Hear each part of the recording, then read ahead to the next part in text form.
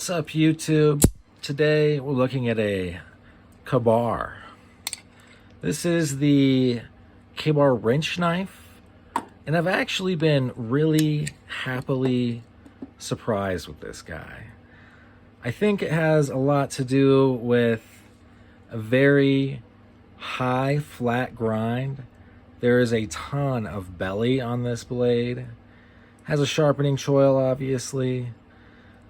This can be worn as a neck knife. I guess if you were around the camp or kitchen, that would make sense. Honestly, for me, I throw this in my back pocket or use it as a pack knife. And what's kind of fun about this is that if it's exposed a little bit in a pack or your back pocket, it doesn't look like a knife. When you fish it out of things, this comes in handy. I didn't put a lanyard on it because I have used it a little bit in meal prep, which it's good at, but it helps that I can just rinse it off and not worry about it. I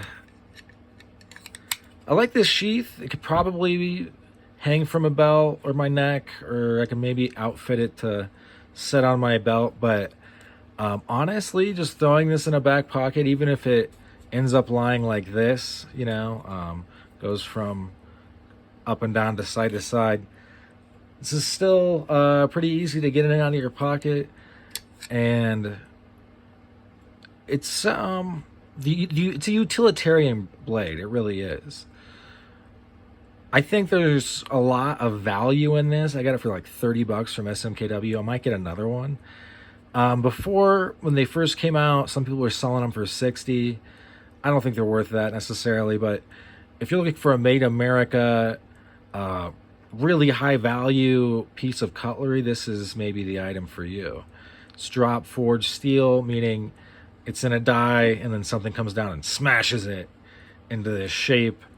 I think it's 425 high carbon stainless steel, so nothing too fancy or anything like that, but this really isn't a fancy knife. The allure of this knife is that it's kind of fun, kind of looks like a wrench. I'll also say that some people have said it's kind of limiting that, you know, there's no grip or whatever, but and also it's a fairly simple hand position. You can also choke up very easily, and then all of a sudden you have a lot more control. I'm just really surprised at how well thought out this is. It also has, so it's harder to get rust going, little like vintage basically. Surprised at the utility in this.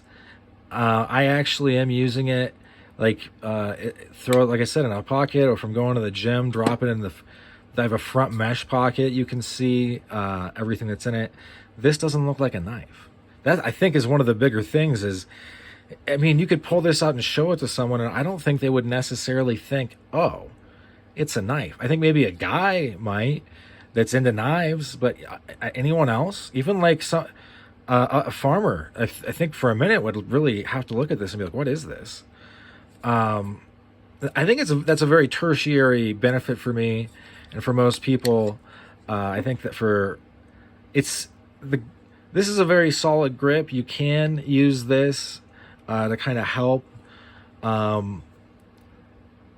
I think it's worth buying if you want to use it. If you're going to be a snob about it, then maybe not. But if you're buying a wrench knife, you're probably not a snobbish person.